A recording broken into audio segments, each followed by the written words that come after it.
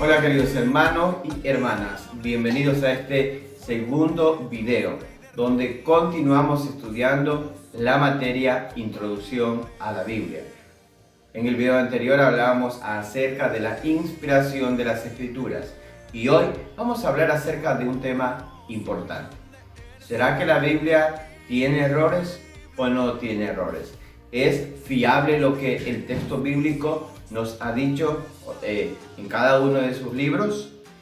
Y frente a este tema vamos a dejar 5 puntos de vista que se manejan en el campo académico de los estudios bíblicos y teológicos relacionados acerca de la inerrancia de la Biblia. Bueno, la inerrancia de la Biblia es el concepto teológico construido para hablar acerca de que la Biblia no tiene errores. Pero hay 5 puntos de vista. El primer punto de vista están los que dicen que hay una inerrancia absoluta. O sea, que cualquier aparente conjetura, problema científico, histórico, estadístico del texto no anula que es inerrante de manera absoluta. Quiere decir que para estos, del primer punto de vista, no hay ningún espacio para la discusión. Segundo punto de vista, la inerrancia limitada. Son los que dicen que la Biblia es inerrante e infalible en sus referencias doctrinales y salvíficas. Es decir, que en lo que la Biblia enseña como conceptos de salvación, doctrinas fundamentales, en eso no hay error. Pudiera haber en otros énfasis o datos históricos, estadísticos, científicos, algún error. Tercer punto de vista, la inerrancia de propósito. Son los que dicen que la Biblia cumple de manera inerrante, que no hay error en ese propósito. El propósito de hablar de un mensaje de salvación. Cuarto punto de vista, inerrancia no necesariamente, sino más bien una participación activa en los énfasis de los autores. Esto lo que quiere decir es que no hay inerrancia, o sea que la Biblia no tiene errores. Lo que hay es que podrían haber diferentes énfasis, enfoques en los que diferentes escritores pudieron hablar de un mismo tema. Y el quinto punto de vista, inerrancia, un tema irrelevante. Es decir, no hay espacio para discusión porque no nos parece necesario. 5 puntos de vista. Tal vez usted se ha preguntado hasta este momento en este video, ¿por qué hablar de la inerrancia? ¿Será importante hablar de este tema? Si creemos en la Biblia, leemos la Escritura y creemos que proviene del corazón de Dios. Pero es importante que nosotros hablemos de este tema, porque tenemos que darle el tiempo y el espacio necesario para construir nuestras bases y desde lo que creemos que es la palabra de Dios, dirigir nuestras vidas. La importancia de la inerrancia, por 3 razones fundamentales. Hay una importancia teológica. Si usted y yo creemos lo que la Biblia dice y desde ahí partimos en nuestra construcción de identidad como pueblo de Dios y desde allí nosotros le llevamos a una práctica ética y moral que justifica nuestra cercanía con Dios, entonces lo que creemos de la Biblia se va a orientar en una práctica. Si lo que creemos en la Biblia no es palabra de Dios y tiene errores, entonces toda nuestra construcción y nuestra práctica ética y moral podría tener un problema. Segunda importancia, la importancia histórica. Porque lo que tú y yo creemos a lo largo de la historia fue construido. Se fue tomando forma. Conceptos de la Trinidad, conceptos de la unidad de la iglesia, conceptos de que Dios es un buen Padre. Todas esas construcciones teológicas se han ido fortaleciendo y por eso necesitamos conocer nuestra historia. Por eso es importante saber, estar convencidos que el texto bíblico no es el resultado del azar, sino que los primeros discípulos, los padres de la iglesia, los grandes pensadores de la historia de la iglesia han ido por la misma ruta de creencia. Y finalmente una importancia epistemológica. ¿Por qué?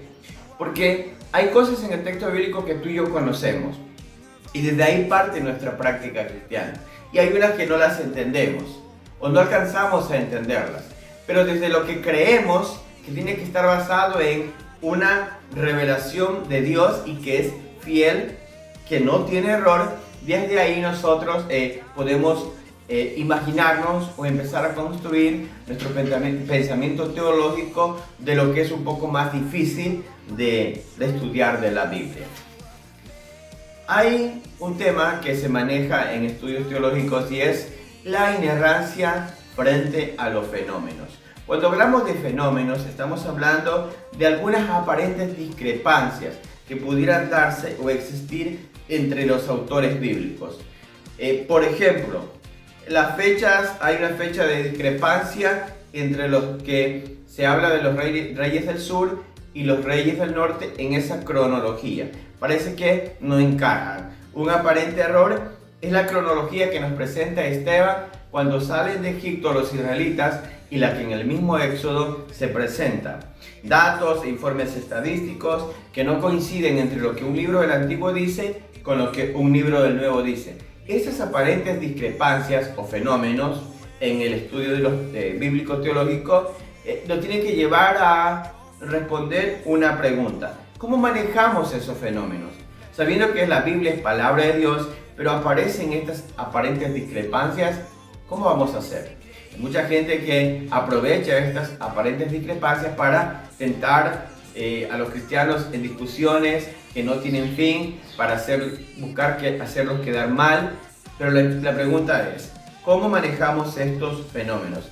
Volvemos a los puntos de vista, porque en el pensamiento teológico serio no podemos creer que lo que nosotros consideramos como una verdad o como un principio teológico es lo que se va a mantener siempre. A veces se puede mantener, pero a veces hay que revisar lo que otros dicen. Como Francisco Maturana dice, escuchar al otro siempre nos va a hacer más humanos. 5 puntos de vista en cuanto a esta pregunta.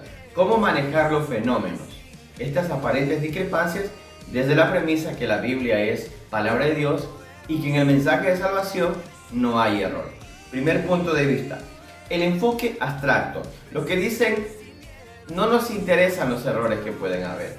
Nos interesa la premisa de que la Biblia no tiene errores. Segundo punto de vista, el enfoque armónico. Los que dicen, sí, aceptamos que hay estos problemas, aparentes discrepancias. Y vamos a tratar en lo posible de buscar solución, lo que se pueda buscar solución en estas aparentes discrepancias. Tercer punto de vista, el enfoque armónico moderado. Los que dicen la Biblia en su mensaje central de salvación no tiene error. Y estas aparentes discrepancias, aunque no las entendemos y algunas nunca las entenderemos, pero vamos a darnos el espacio para ir desarrollándolas, para no responder por responder. El cuarto punto de vista, el enfoque de la reproducción exacta de las fuentes que el escritor usó, más no su corrección. Los que dicen, la Biblia no tiene errores desde la voz de Dios o la inspiración de Dios al autor que la puso por escrito en algún material de esos días, hasta ahí no tiene error. De ahí para allá, en las copias, en la conservación de esos manuscritos, puede haber alguna añadido, algo que se obvió, o que el tiempo deterioró el papel. Y el quinto punto de vista, el enfoque de que la Biblia no puede errar. Ahora sí, una definición o un concepto de lo que es inerrancia. Millard Erickson, que ya lo hemos citado en el primer video en su teología sistemática, dice, hablando de la inerrancia de la Biblia, la Biblia, cuando se interpreta correctamente a la luz del nivel cultural y de comunicación que había en los tiempos en los que se escribió y según los propósitos para la que fue dada, es completamente cierta en todo lo que afirma. Esto es importante, queridos hermanos. Lo que Millard Erickson nos está diciendo es que la Biblia, con ese mensaje para ese momento, bajo ese vestido cultural, bajo esa cosmovisión, estaba diciendo la intención transformadora de ese momento, en eso no hay error. Pudiera ser que alguna concepción de cómo funcionan los astros, cómo funciona la botánica o el mundo de los animales, pudiera ser que no es tan exacto, pero para esos días tiene un mensaje transformador, la intención que el autor busca. Queremos darle varios principios para manejar el tema de la inerrancia. Por un lado, entendemos que la Biblia es la palabra de Dios, pero aparecen estas pequeñas discrepancias. Es más, hay libros que se han escrito solo alrededor de este tema. Hay libros por gente seria que se llaman, por ejemplo, pasajes difíciles de la Biblia. Ahí entran todas estas aparentes contradicciones.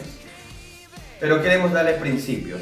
Vamos a darle exactamente 5 principios. Primer principio. La Biblia recoge declaraciones falsas hechas por gente profana. ¿Qué quiere decir esto? Si tenemos 66 libros de la Biblia, todas las palabras, todos los comentarios, todas las reflexiones que están allí no son directamente de Dios. Entran en la palabra de Dios, pero por ejemplo, las palabras de Satanás en el huerto, las palabras de Satanás cuando se tienta a Jesús en el desierto, no son una palabra de Dios. Las palabras de los amigos de Job no son una palabra de Dios. Las palabras de Simón, el que quería comprar el poder del Espíritu Santo en Hechos de los Apóstoles, no son una palabra de Dios. El mensaje, la gran historia es la palabra de Dios.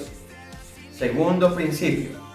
Se debe juzgar la verdad de las Escrituras por su sentido dentro del panorama actual en el que se expresaron sus declaraciones. Es lo que decíamos anteriormente.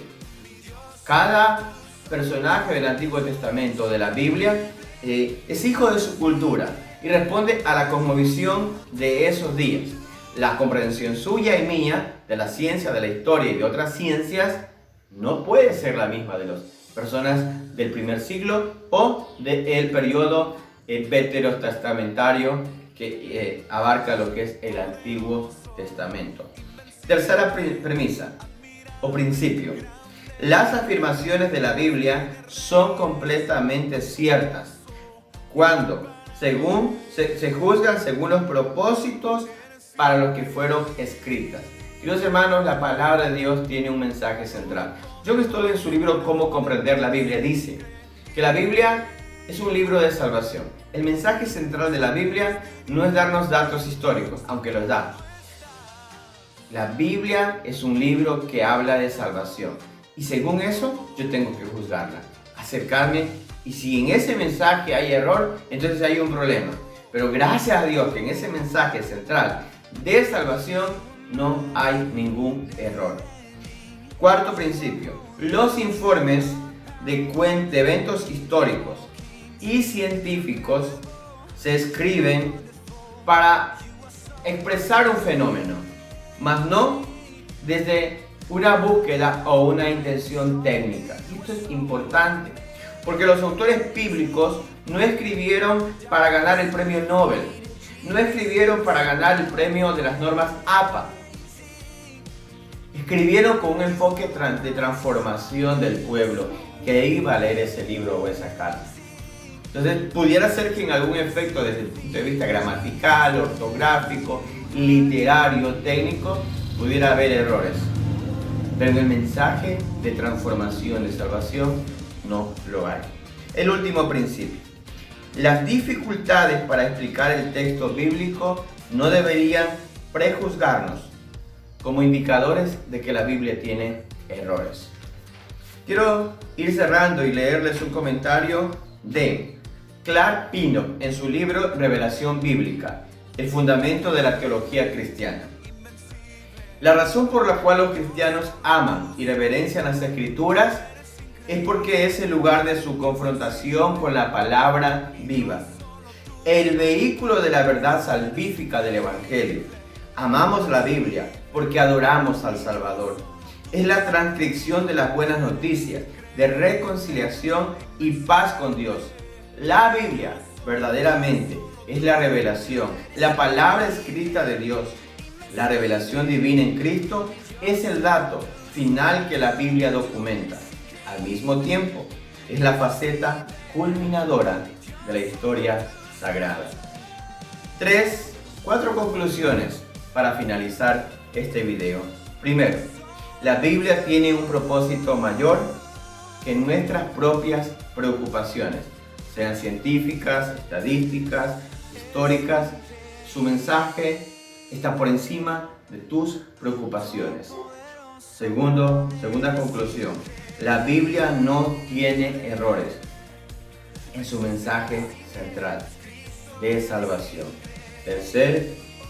Tercera conclusión, la Biblia es el resultado de la intervención humana, ya sea desde la época de la tradición oral, los autores originales, los primeros manuscritos, los copistas, las traducciones y las versiones de hoy día. Por lo tanto, desde el punto de vista técnico, pueden llegar a presentarse errores en la cita de ciertos datos, algunas cifras, pero todo eso no anula el propósito central. La Biblia es un libro con un mensaje de salvación.